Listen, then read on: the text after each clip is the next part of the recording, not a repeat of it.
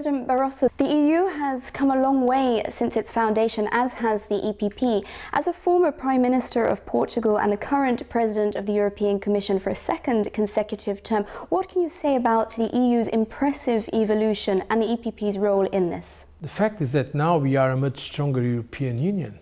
We are 27 countries in the European Union, and now we have the Lisbon Treaty that gives us more coherence, more democratic accountability, and also more efficiency.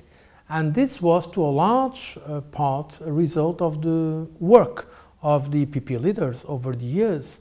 In fact, people from our political family like Konrad Adenauer, Robert Schuman, Alcide de Gasperi, many others, they were the inspirators of this great European project, and I'm sure they'll be very happy now.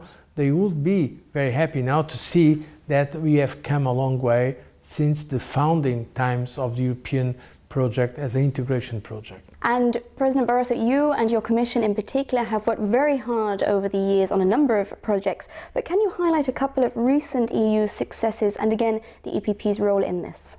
First of all, I'm extremely proud that my Commission was the first Commission of this enlarged Europe. And we have shown it is possible to work with a Commission of 27 people coming from 27 different countries. There was no division between people from the new or old member states. So my Commission was the first of this enlarged, reunified Europe. In more concrete terms, I think the most important achievements of the Commission were our response to climate change and building of energy policy for Europe, but also our response to the economic crisis, where we have adopted a collective program to face the economic difficulties, but also to propose regulation and supervision for the financial sector.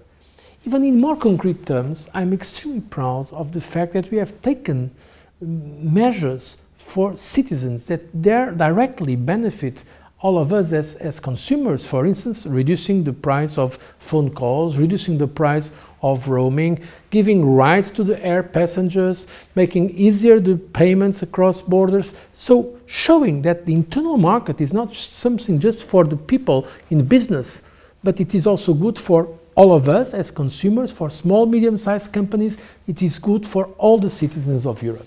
What are your feelings now that Germany and Europe are reunited in the European Union? I was extremely happy and even moved when I took part in that celebration of the fall of the Berlin Wall. I was there with Chancellor Merkel, also with the President of the European Parliament, Jerzy Buzek from Poland. And it was not only the celebration of the reunification of Germany, which is of course extremely important for all of us, but also the reunification of Europe. And the contribution of Europe to that was very important, because during the totalitarian communist regimes, many people underground were saying, let's have a democracy, let's make our countries go back to Europe.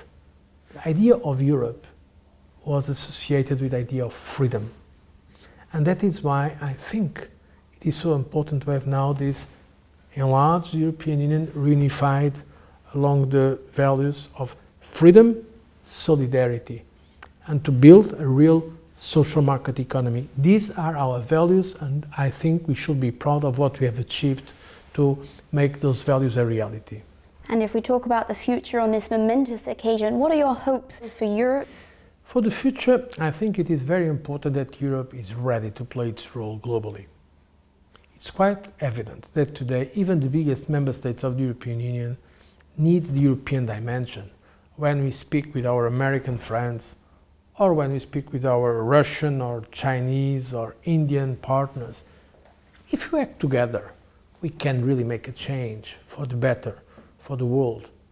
And this is my first priority now, globally, to make the Lisbon Treaty work, so that we are more effective. Has the dream of Europe's founding father for you now become a reality? I very often ask myself, are we or not fulfilling that dream? In some areas, I think we have done it already. In fact, I think we even went beyond its expectations.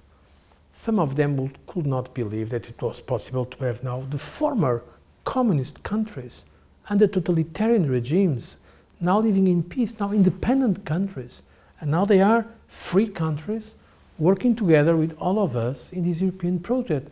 So it's a case where the dream was not only fulfilled, but I think it was better than the initial dream.